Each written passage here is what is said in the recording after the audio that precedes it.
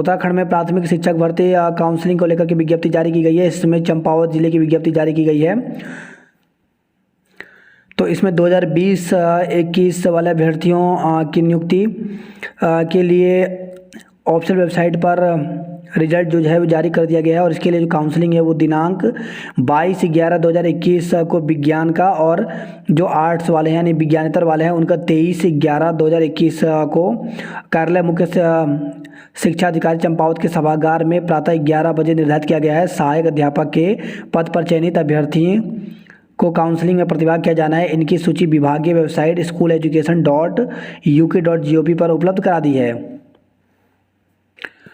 उत्तराखंड में इन दिनों अशासकीय स्कूलों में भर्ती निकल रही है। ऐसे में गुरु नानक आदर्श जूनियर हाई स्कूल डालूवाला, मजबत्ता विकासखंड बैदराबाद, हरिद्वार में भी अशासकीय स्कूलों में भर्ती निकली हुई है। इसमें सहायक अध्यापक के 4 पदों पर भर्ती निकली हुई है, जिसमें सामाजिक विज्ञान, गणित विज्ञान, हिंदी और अंग्रेजी के पदों पर ये भर्ती निकली हुई है। इसके लिए अभ्यर्थियों के पास बीएड होना चाहिए। साथ ही टीटी सेकंड जो है वो यहाँ पे क्वालिफाई होना चाहिए। और अभ्यर्थी जो है वो विज्ञप्ति प्रकाशित होने के 3 सप्ताह यानी 21 दिनों के भीतर आवेदन कर सकते हैं। इसी के साथ JN junior high school Sherpur Roorkee में भी सहायक अध्यापक के पदों पर भर्ती निकली हुई है। इसमें विज्ञान के पदों पर ये भर्ती निकली हुई है, जिसके लिए अभ्यर्थी जो है वो 3 सप्ताह के भीतर यानी 21 दिनों के अंदर जो है वो आवेदन कर सकते हैं। तो इसके लिए पूरी जानकारी यहाँ पर दी गई है, इसको देख करके आवेदन कर सकते हैं। प्राथमिक शिक्षक भर्ती अल्मोड़ा की यहाँ पर विज्ञप्ति जारी की गई है। इसमें 11 पदों के सापेक्ष जो है वो यहाँ पर वेटिंग लिस्ट यहाँ पर जारी की गई है। तो वेटिंग लिस्ट जो है चयनित अभ्यर्थियों की school.education.uk.gov पर अपलोड कर दी गई है। और इन अभ्यर्थियों को 23 नवंबर को 11 बजे कार्यालय में उपस्थित होकर के अपने समस्त जो प्रमाण पत्र हैं और शैक्षिक प्रमाण पत्र हैं वो यहाँ पर उनकी जांच कराना होगा। प्रवक्ताओं के 275 और एलटी शिक्षकों के 189 पद हैं खाली। तो बागेश्वर से खबर है, जिले के सरकारी माध्यमिक विद्यालयों में सहायक अध्यापक और प्रवक्ता के 464 पद रिक्त चल रहे हैं, जिससे छात्र छात्राओं की पढ़ाई बाधित हो रही है। कई विद्यालयों में लंबे समय से प्रवक्ताओं और सहायक अध्यापकों की कमी बनी हुई है। अभिभावकों और विद्यार्थियों की कई बार मांग करने के बाद भी विभाग समस्या का निदान नहीं कर पा रहा है। जिले में 61 इंटर कॉलेज और 32 हाई स्कूल हैं। माध्यमिक विद्यालयों में प्रवक्ताओं के 533 पद स्वीकृत हैं, जिसके सापेक्ष 258 प्रवक्ताओं की तैनाती हो सकी है। 275 प्रवक्ताओं के पद रिक्त चल रहे हैं। एलटी सहायक अध्यापकों के स्वीकृत 706 पदों के सापेक्ष 517 पदों पर शिक्षक तैनात हैं। 189 पद पर रिक्त चल रहे हैं। प्रवक्ताओं और शिक्षकों की कमी से विद्यार्थियों को खासी परेशानी हो रही है। अतिथि शिक्षकों की तैनाती से भी राहत नहीं। तो माध्यमिक विद्यालयों में प्रवक्ताओं और एलटी शिक्षकों के रिक्त पदों के सापेक्ष विभाग में अतिथि शिक्षकों की तैनाती की, लेकिन अब भी कई पद रिक्त चल रहे हैं। शिक्षा विभाग से मिली जानकारी के अनुसार प्रवक्ताओं के 275 रिक्त के सापेक्ष 142 अतिथि शिक्षकों को तैनात किया गया है, लेकिन 133 पद खाली पड़े हैं। सहायक अध्यापकों के रिक्त पड़े 189 पदों के सापेक्ष 91 अतिथि शिक्षक नियुक्त हैं, लेकिन 98 पदों पर किसी भी शिक्षक की तैनाती नहीं होने से शिक्षा पर असर पड़ रहा है। बात करते हैं जॉब अलर्ट को लेकर के। तो सरकार के ग्रामीण विभाग में करें आवेदन। तो 106 पदों पर भर्ती निकली हुई है, जिसके लिए ऑफिशियल वेबसाइट पर जाकर के 9 दिसंबर तक आवेदन कर सकते हैं। साक्षात्कार के जरिए पाएं नौकरी। तो 45 पदों पर भर्ती निकली हुई है।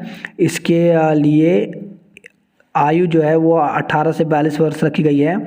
साक्षात्कार 6 दिसंबर को होगा।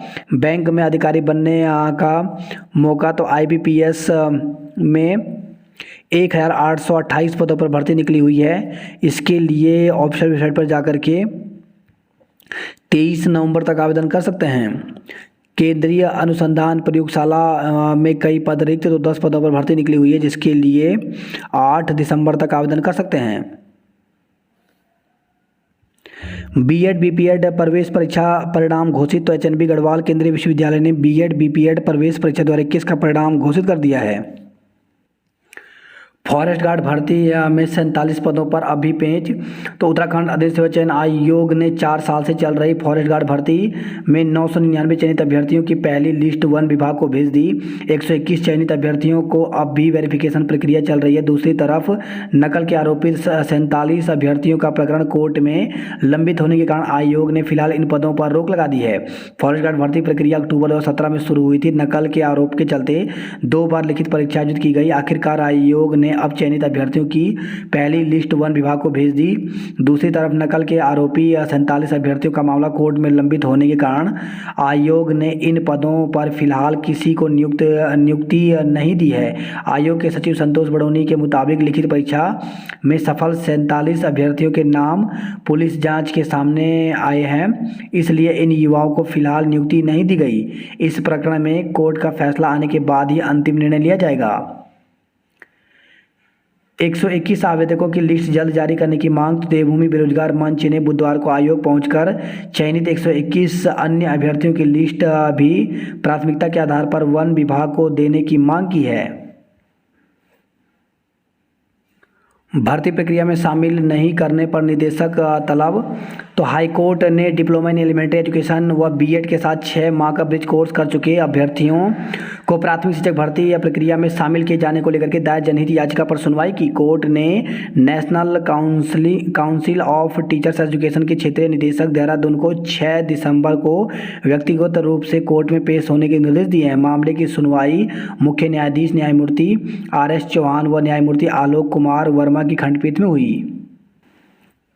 युवाओं की जुबान पर चढ़ा समूह ग का गीत। तो चुनावी आर्ट के बीच सरकारी भर्ती परीक्षाओं की व्यवस्था डीजे सॉन्ग के रूप में युवाओं की जुबान पर चढ़ गया है। युवा गढ़वाली गायकों रोहित चौहान और राज टाइगर का पटवारी गीत बेरोजगारी के मुद्दे पर लोकप्रिय माध्यम से हवा दे गया है। उत्तराखंड के पूर्व में लोकगीत चुनावी विमर्श में शामिल हो रहे हैं। ऐसे में पटवारी गीत किस हद तक असर छोड़ेगा, इस पर सबकी नज़र है।